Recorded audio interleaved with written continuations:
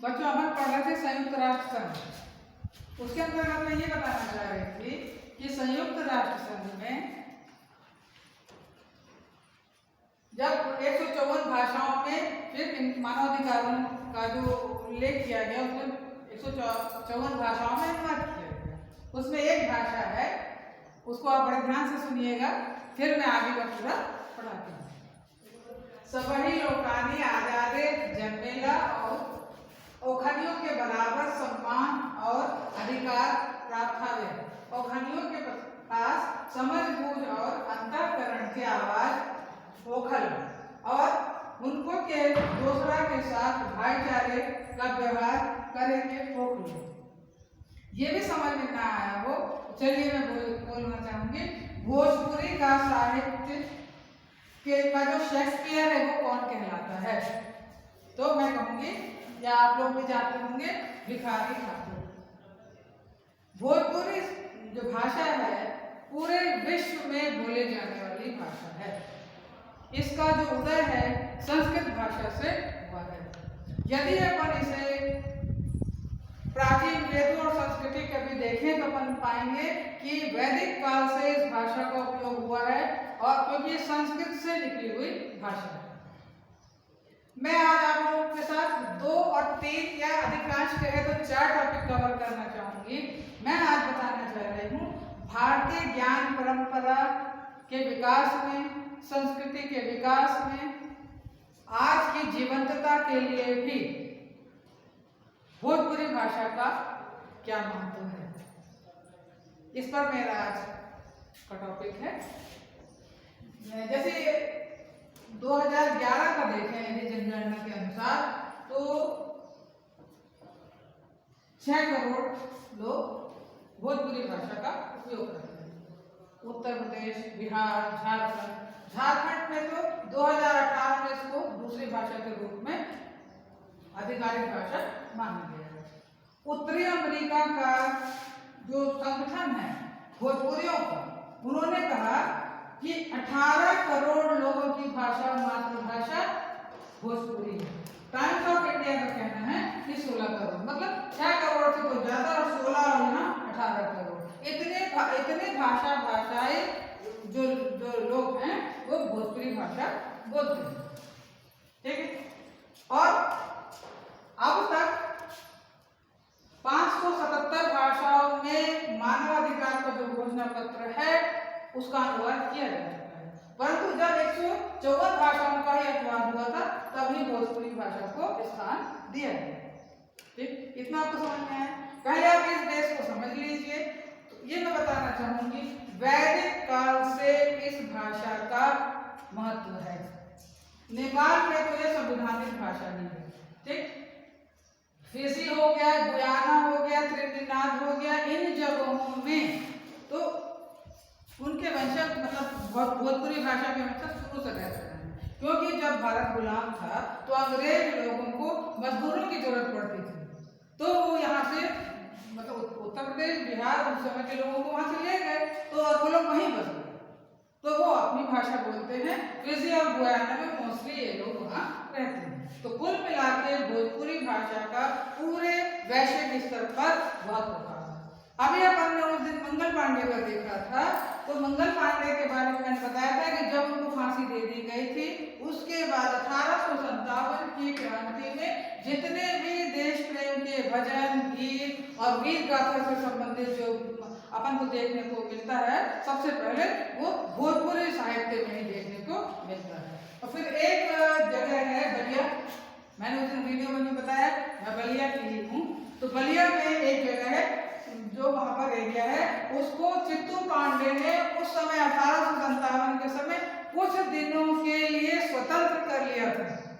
आप सोचिए, तब से बलिया अपने समय में, एक समय तो ऐसे कहा है बलिया जिला घर बात, तब कहा कि डर बात, इस तरह का, मतलब अभी भी लोग इस मतलब जुमले को बोलते हैं, क्योंकि उस जमाने में बलिया को चित्तू पांडे ने अंग्रेजों से कुछ दिनों के लिए स्वतंत्र किया था। तभी तो मैंने उस दिन अपने वीडियो में बताया है कि 1000-2000 से ज्यादा कानून 1858 का तो पहले विधेयक किया गया, जो अधिनियम आ गया, और उसके बाद कई कानून ऐसे बनाए ताकि भारतीयों को दबाया जा सके। ठीक है, तो ये तो आपको मैं बेस बताना चाह रही हूँ भोजपुरी भाषा का। ठीक है, अब मैं एक बात ये बताना चाह रही हूँ कि क्योंकि अपन को भारतीय ज्ञान परंपरा में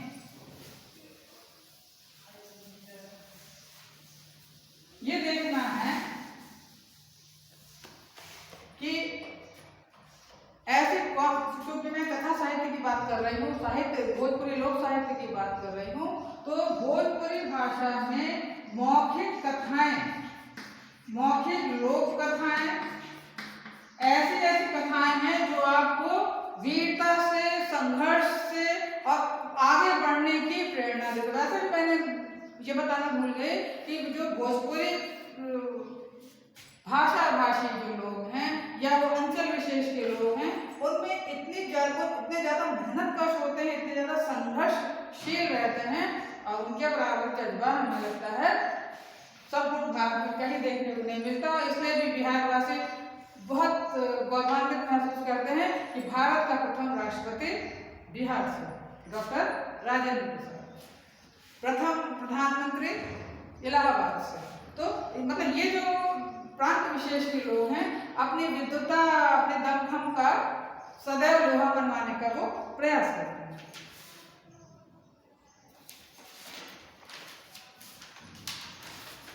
जो भोजपुरी संप्रदाय के लोग हैं वहां ऐसा हो ही नहीं सकता, जिस कथा के बारे में मैं बताना चाहूंगी कि वहां के अंचल विशेष के लोगों ने ये कहानी अपनी नानी या दादी से न सुनी, ठीक, मगर मैंने तो अपनी माँ से ये कहानी सुनी थी। मैं आपको बता रही हूँ, इसमें एक ये कहानी का मेन शीर्षक है खूंटा में मोर दालबा।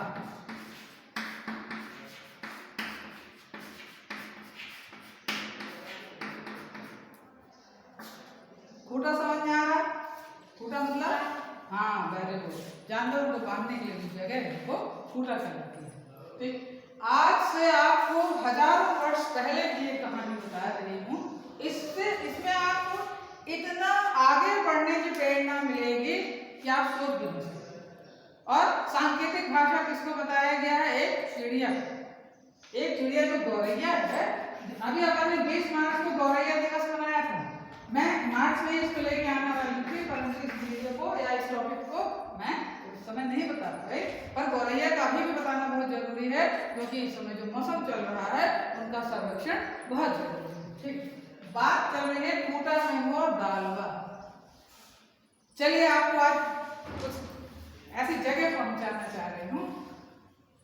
एक समय की बात है, बहुत पुरानी बात है। ये जो कथा है ये लोक कथा मौखिक रूप से बहुत मशहूर है। ये कहानी है कि एक चिड़िया अपने बच्चों को घोंसले में छोड़ करके और सुबह निकल जाती है और यहाँ वहाँ कोशिश करती है अपने बच्चों को दाना मिल जाए उनके बच्चों के लिए। तो भूरा जहाँ पर अनाज का काम होता है वहाँ से चिड़िया ने जब गई उसको एक चने का दाना मिला। ठीक है, चने की दाल का दाना मिला और लेके जाने लगी, उड़ के आने लगी। तो उसकी चोंच होती है कितनी, ठीक, हाँ छोटी सी तो होती है। वो उड़ के जाने लगी तो उसका दाल का जो दाना था कहाँ फंस के रह गया? उस खूंटा में, जहाँ पे जहाँ गाय बंधती उस खूंटे में वो रह गया। खूंटे में जब वो फंस गया तो देखिए वो खूंटा जो है, खूंटा का काम कौन करता है? खूंटा कौन चीरता है? लकड़ी का काम कौन करता है? बढ़ई करता है। ठीक है, तो वो जा रही है, जो चिड़िया है बढ़ई के पास जाती है और बढ़ई से कह रही है बढ़ई बढ़ई खूंटा चीर, बढ़ई बढ़ई खूंटा चीर, खूंटा में मोर दालबा, का खाऊं का पीऊं, काले के परदेश जो। ठीक, सोचिए यहाँ से कहानी शुरू हो रही है। ठीक है, वो खूंटा के पास जा रही है, बढ़ई के पास जा रही है। ठीक है,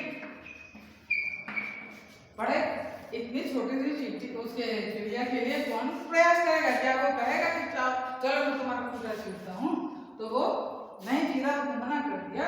तो बढ़ई ने उसको मना कर दिया। ठीक है, बढ़ई के खूंटा ने मना करने के बाद वो रानी के पास गई। किया जैसा वो कह रही है।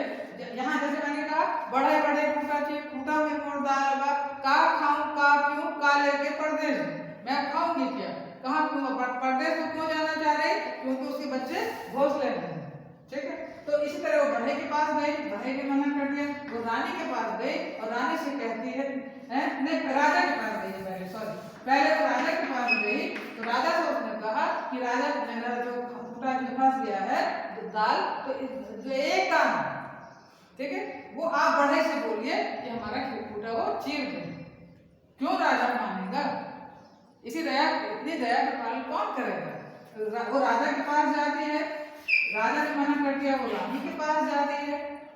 ठीक है, अब रानी भी नहीं सुनेगी, रानी के बाद वो सांप के पास जाती है कि वो बढ़ई से कहती है, राजा के पास गई, बढ़ई से राजा से कहती है, बढ़ई को मतलब पूरा चेतने के कह दीजिए, वो मना कर देता।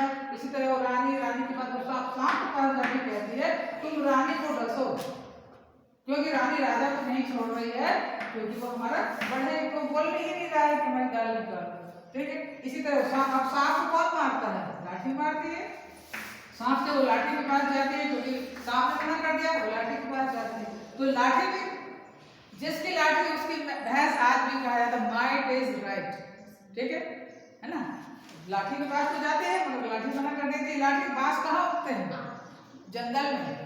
ठीक है, लाठी के लिए वो जंगल में जाती है, जंगल से कहती है आग लग जानी चाहिए ताकि ये जो बांस में सब जल जाए। लाठी तो बांस की होती है, जल जाना चाहिए, तो इसको जला दो।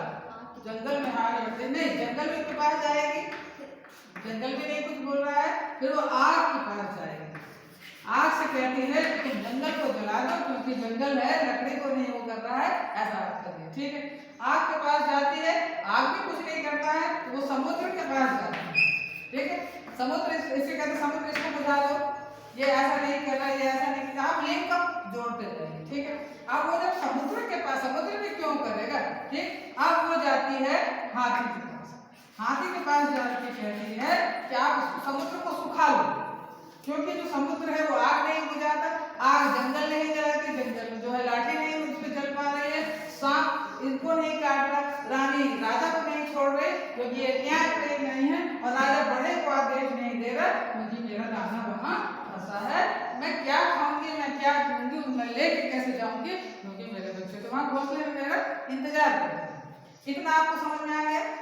ठीक है, हाँ, अब क्या होगा, अब वो हाथी साहब ने मना कर दिया, हाथी ने मना कर दिया।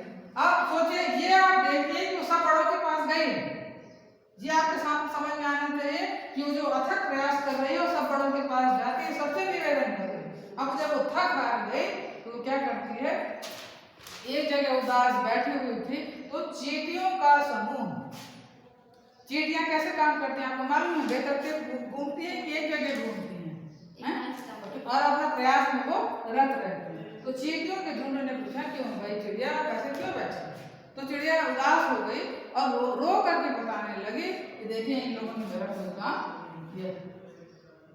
सोचिए, चींटी बोलती है उदास मत हो, मैं कुछ जुगत लगाती हूँ, कहती है रोने से, देखिए रोने से काम नहीं चलेगा, घबराने से काम नहीं चलेगा, हताश हो गई उससे काम नहीं चलेगा, क्योंकि तुम अपने बच्चे तो वहां छोड़ के आई हो, है ना, हताश होने से काम नहीं चलेगा, रुको मैं कुछ जुगत लगाती हूँ।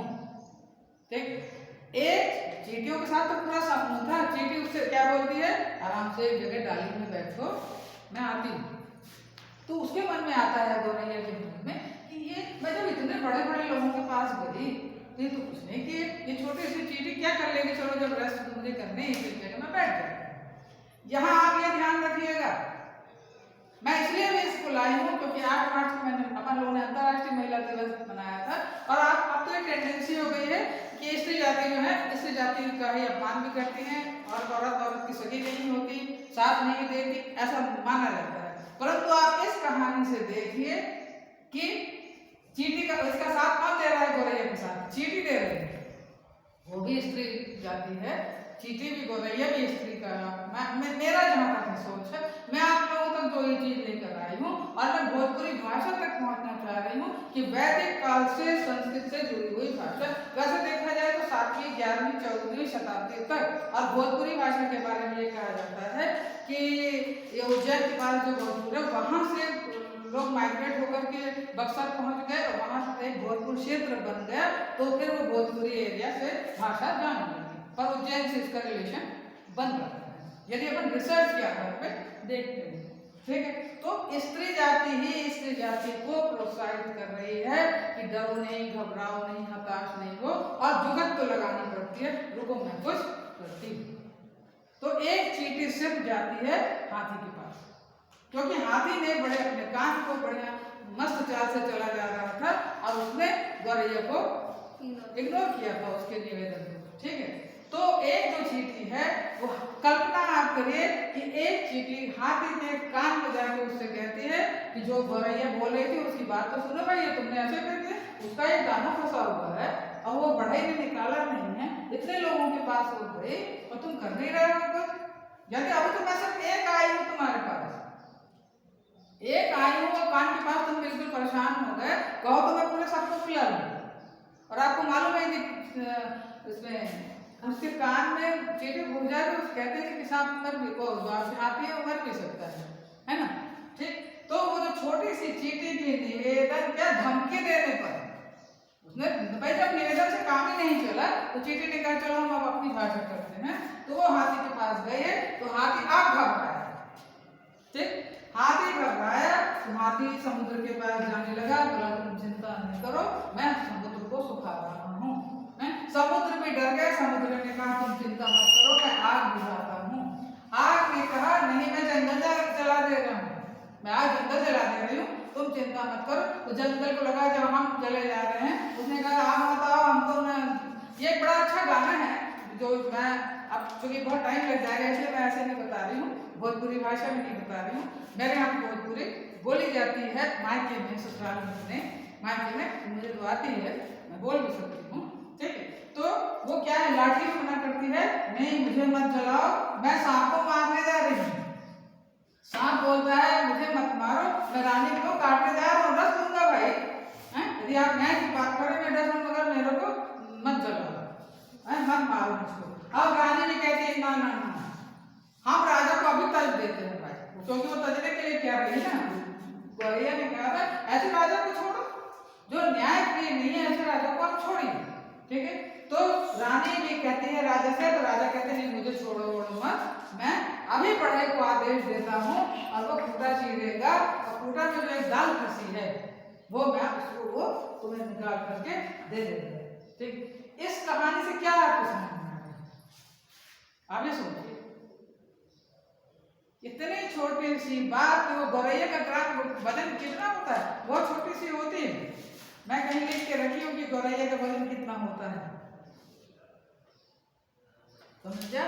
तो उतनी छोटी सी चीज और गौरैया से भी छोटी चींटी, चींटी ने मिलकर के काम किया और बढ़ई को बुलाया गया और बढ़ई ने खूंटा चीरा है और खूंटा चीरा है तो उसको एक दाना मिला है, दाना लेके चिड़िया उधर से उड़ गई। मगर यहाँ कहानी खत्म नहीं होती है, क्योंकि जो चिड़िया है सुबह से निकली हुई थी और इतने लोगों के पास जाने में उसको कितना समय लगा होगा, आप तो कल्पना करिए।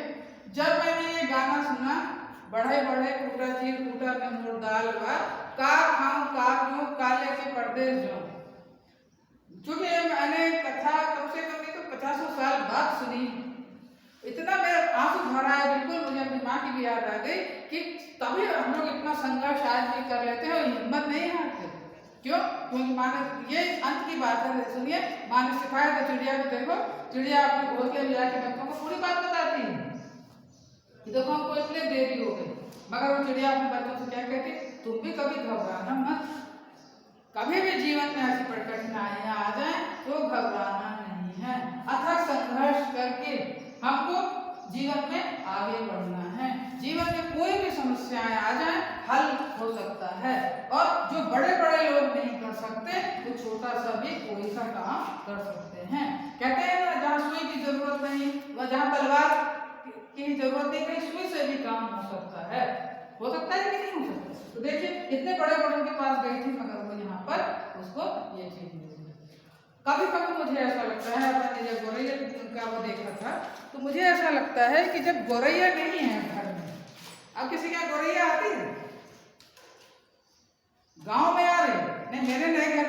देखा घर के आसपास अभी घर बन रहा है तो गौरैया आ रही है, मगर आजकल गौरैया आती नहीं क्योंकि लोग उसे रखने के लिए जगह नहीं बनाते। एक कहानी है भीष्म कहानी की, दो गौरैया, उसे आप मेरे जिस भाव से मैंने अभी कथा सुनाई उस भाव से आप जरा दो गौरैया सुनिएगा, एकदम अंदर से हृदय भर जाता है। गौरैया यदि घर में रहेगी, क्योंकि वो गौरैया ही है जो घर में आपकी घोंसला बना के रहती है, बाकी कभी कबूतर आपके अंदर आके बनाएगा और कोई चिड़िया बनाएगी। कबूतर तो कोया तो घोंसला ही नहीं बनाती, कोया तो अपने कौवे के जो घोंसले बने रहते उसी में अपने अंडे दे देते हैं, तो इतनी आलसी है ना। तो इस कहानी से क्या शिक्षा मिलती है कि हमको गौरैया नहीं रह गई तभी तो आज के जीवन में संघर्ष नहीं रह गया। संघर्ष तो जीवन में है मगर अथक प्रयास नहीं रह गए। अथक प्रयास कोई करना चाहता है? कोई नहीं करना चाहता। क्या कोई साहस से काम लेना चाहता है? कोई नहीं लेना चाहता। और मुझे ज्यादा किसी से तो मतलब नहीं है, पर मुझे अपनी लड़कियों से मतलब है, मुझे स्त्री समुदाय से मतलब है, मुझे लड़कियों को मोटिवेट करने से मतलब है। और ये कह देना कि औरत के दुश्मन होती, मुझे ये भावना को खत्म करना है। और मैं बड़े गर्व से कह रही हूँ कि भोजपुरी भाषा में आज नहीं 7वीं 11वीं और वैदिक काल से ये भाषा लोक मौखिक कथा साहित्य चल रहा है।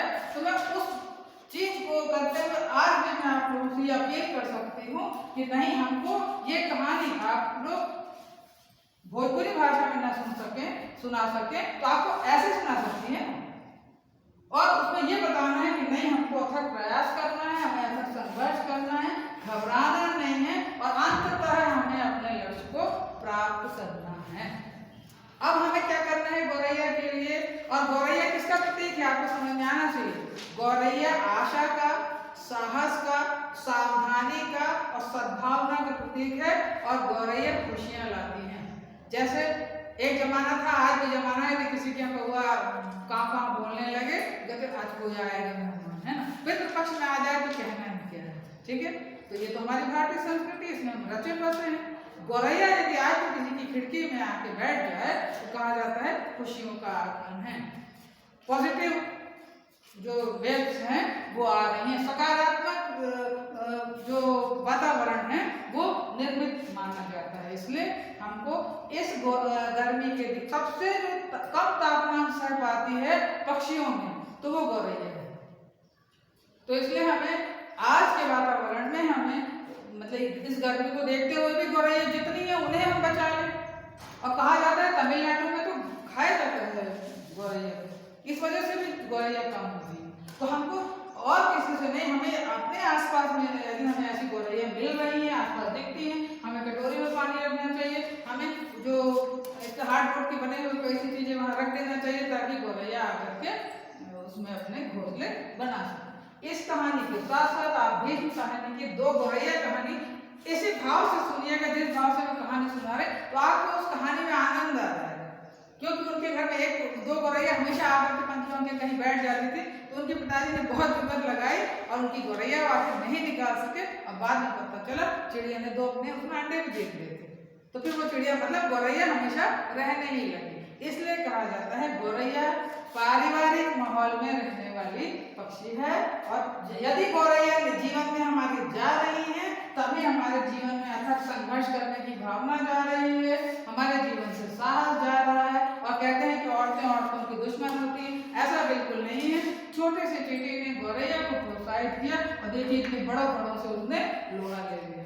इसलिए जो कहानी है फूटा से मोट डालवा, आप इसे सुनिए, सुनाइए और ये देखिए भारतीय ज्ञान परंपरा में भोजपुरी भाषा का क्या योगदान है। और जो अपन ने कल पढ़ा था संयुक्त राष्ट्र संघ, तो संयुक्त राष्ट्र संघ में मानवाधिकारों में भी भोजपुरी भाषा में अनुवाद करके इसे शामिल किया गया है, ठीक है। तो विद्यार्थियों आज के लिए इतना ही काफी। और ये आज मैं जो जानना चाहूंगी कि ये जो आपको आज का अपन ने जो व्याख्यान रखा था भारतीय ज्ञान परंपरा में मध्य प्रदेश शासन के द्वारा कोई ना कोई कार्य किए जाते रहना चाहिए महाविद्यालय में, ताकि बच्चों को मोटिवेशन मिलना चाहिए। तो आज मैं ऐसी कहानी लेकर आई, कहानी के माध्यम से आप तक भारतीय संविधान के आधार पर कह लीजिए मध्य प्रदेश शासन की मंशा के आधार पर कह लीजिए, मैंने इस विषय को इस तरह आप लोगों के सामने प्रस्तुत किया। खास तौर पे लड़कियां बहुत उदास हो जाती हैं, संघर्ष के लिए आप लोग आजकल प्रयास नहीं करते, बहुत जल्दी पता नहीं क्यों साहस खोने लगती हैं। इसलिए मैंने आज ये कहानी आप तक लेकर आई हूँ ताकि आप इससे प्रेरित हो सकें। ठीक है बच्चों, बहुत बहुत धन्यवाद।